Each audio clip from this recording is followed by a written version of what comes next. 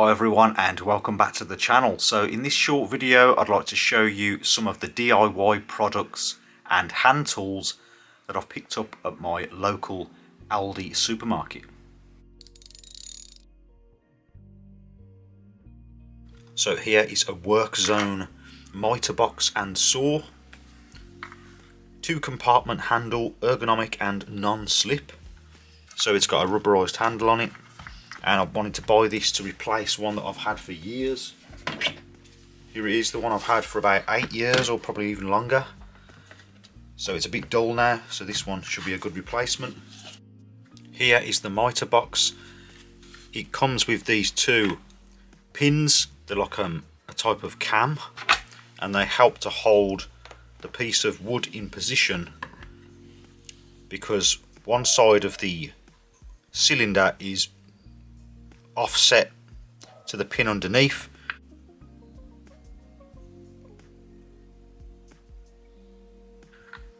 Not easy to explain, but when you twist the pin, you put them in to the provided holes in the bottom here, and when you twist the pin it pushes the shaft of the pin up against the wood and locks it into place. So useful to have, and you can store them here in these 2 holes. So pretty standard miter box. There's 2 screw holes here and here to screw it down to a portable workbench, for example. You can do miter cuts with this, 90 degrees, and then you've got 22.5 degrees and 45 degrees in both directions. And you can even do a 45-degree bevel cut on the end here. And the saw slots in like so.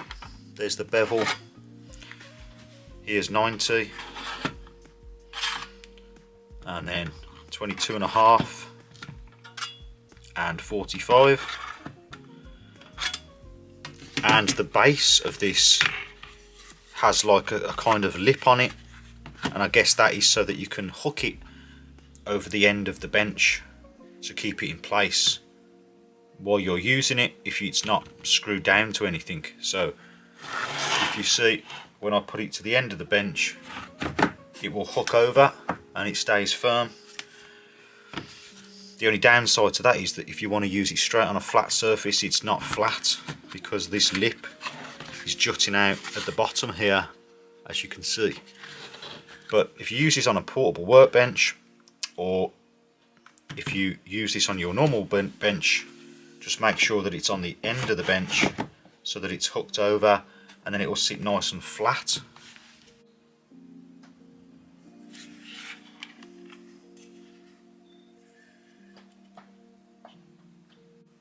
It also has like a little tape measure running along one side as well, which goes all the way up to 26 centimeters.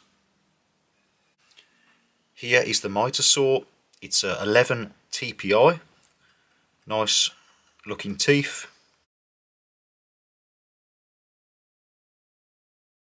There's a hole here so you can hang it on the wall if you want. It's got 3 screw heads here and nuts at the back. Nice rubberized handle.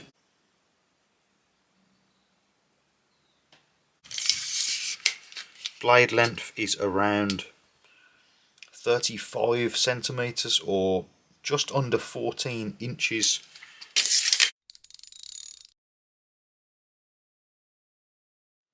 So next up we've got this Workzone 3-in-1 hacksaw, adjustable saw blade, angle 45 to 90 to 135 to 180 degrees, so you can adjust the angle of the saw blade on this hacksaw. I've never needed to do that, I've always had it at 90 degrees, but it's there, the feature is there if you need it. So with this being a 3-in-1 hacksaw, it has the 1x hacksaw with 300mm saw blade, 1x saw blade for wood, which is 1x 4 TPI, so that would be for cutting things in the garden, maybe branches, that sort of thing. And it's got a 1x saw blade for metal, 24 TPI, so quite a fine tooth blade for general hacksawing of threaded bolt, that sort of thing, threaded rod.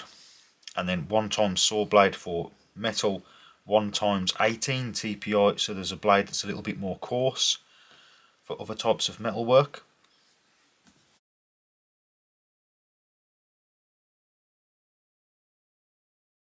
Here is the hacksaw out of the packaging. It's quite a nice chunky solid feeling hacksaw. It's got a nice chunky rubberized grip here, and there's a rubberized grip on the other end as well if you want to get two hands on it when you're cutting something. And I'm guessing that the other blades are inside this tube at the top. You can hear them rattling around. So that is an area for storing blades too, which is a nice feature. And you can untwist the end here to change the angle or just to remove the blade. The one fitted currently is the 4 TPI, which is for garden stuff. So I can loosen that off and then adjust the angle. As you can see, that's turning now. So there's like little arrows that point into the holes provided, so it kind of locks nice and steady in position before you tighten it up to get the angle. So I'll just remove this blade now, slacken that all off. The blade comes out nice and easy.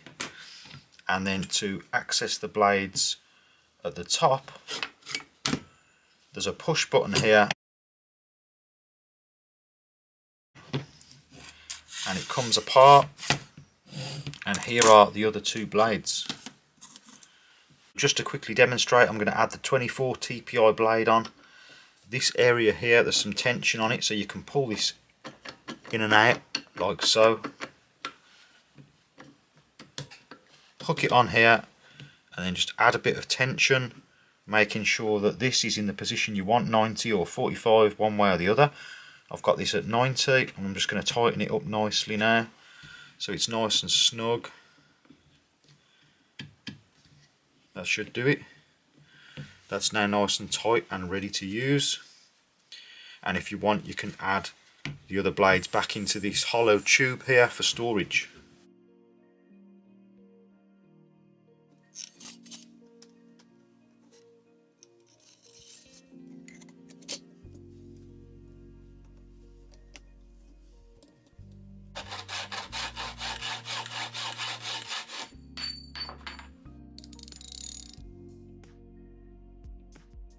So next up we've got this Workzone flexible drain cleaner. Never used one of these before. I thought it might be worth having lying around in case I need to unblock a sink, maybe, something like that. It says that it cleans pipes and drains without the use of chemicals. I've used chemicals to unblock sinks before and they don't really work, especially not long term. And this is quite a small tool, so it's not like a big long piece of metal that you'd put down a drain. This is just for small blockages, and there's some diagrams on the back here that shows you how you might want to use it. Here it's being used on like a U-bend for sink, and when you push it in there's like some plastic that opens up when you pull the trigger, I think, and then that will grab onto the material blocking the pipe and then you can pull it out. It says here, guide the end of the hose into the pipe to be cleaned up to the point of the blockage. Expand the extender by using the handle at the end of the hose to release the pipe quickly. Move the pipe cleaner in a back and forth motion. So if you've used one of these before, please let me know your experience with one of these, because I've never used one. And I'm not going to be demonstrating this here. I'm just going to be showing it briefly. The length is approximately 120 centimeters. So here it is out of the box, and it's basically just like a little gun with a trigger on it.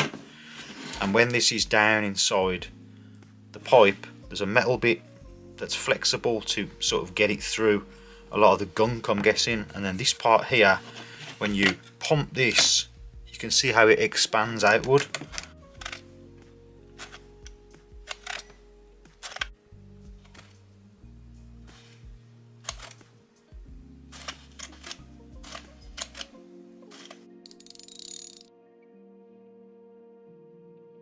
So next up we've got these Workzone 6-piece tool holders for easy tool storage, and it says on the packaging 6 practical holders for easy tool storage, suitable for handles with 20 to 30 mm diameter shafts, ideal for individual storage of all kind of tools, includes mounting material, max load capacity 5 kilograms per clip.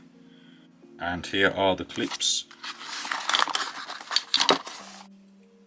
So they screw to the wall, top and bottom, here and here, and then these rubber rollers grab the shaft of a broom handle, for example, and it pushes in, and then you can pull it back out again. And in the box you also get this little bag of screws and plugs to connect these to a wall. I've got a little brush here just to demonstrate. You can imagine this is screwed to the wall. You put your brush shaft handle on there and it holds it nice and solid and firm, and then it pulls back out again, and the rubber rollers hold it nice and tight.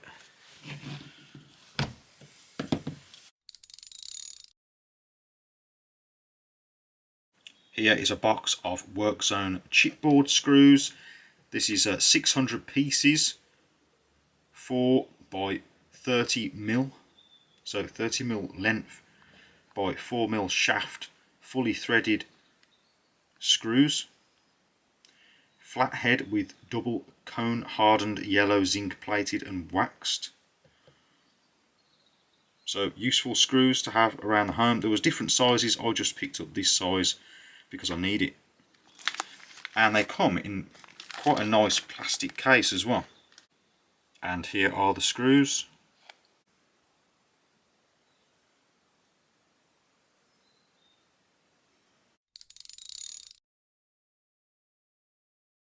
Next up we've got these Ferrex circular saw blades, 3-piece. In here you get 3 times circular saw blades, 185 mm in diameter, 2.25 mm in thickness, the kerf of the cut, and a 20 mm bore.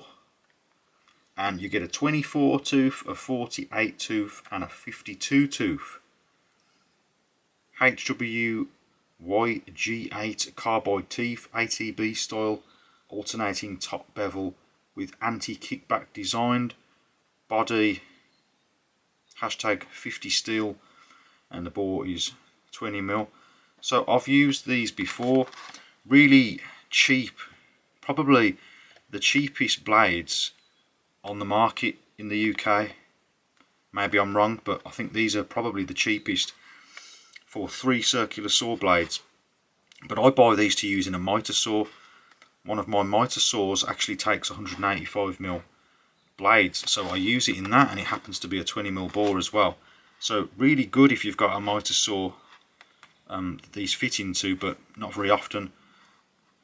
There's not many models out there that you could use these on when talking about miter saws, but for circular saws, really good, and I've used them and they work well. They're pretty good blades, especially for the money. So here are the blades. Here's the really coarse one, there's a fine and like a super fine.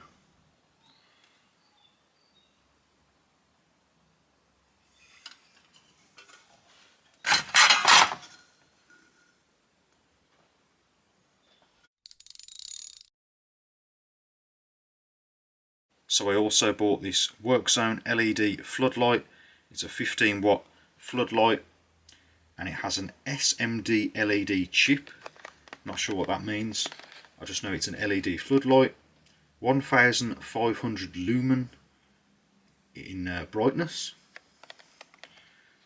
6500 Kelvin. I think that means that it's like a very bright white light. For indoor and outdoor use. Beam angle 110 degrees. So it's adjustable and mountable for putting on a wall. I'm going to put this on the back of my house. The one that I have has been on quite a while, and I think it's only 10 watts, so this one should have a bit more brightness to it. So in the box there's a little bag with some screws to attach it to a wall.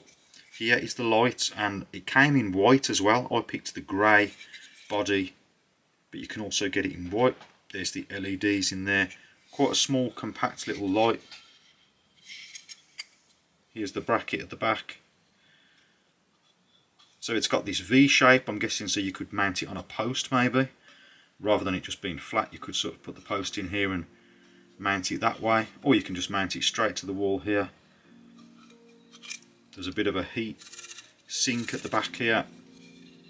And here's where the cable would go in. Here's all the technical information if you're interested.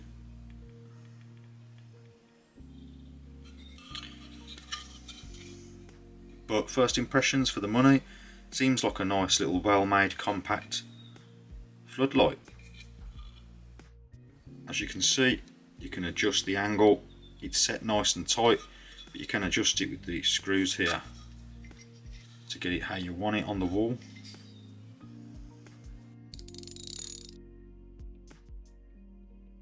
I also bought this Workzone multi-sensor. So this is for detecting metal in walls, for example electric cables or pipe work or even stud work. And it says on the box for electricity, metal and wood, automatic switch off, includes 3 AAA batteries. So it has a depth gauge on it to tell you roughly how deep the object detected is, and an LCD display.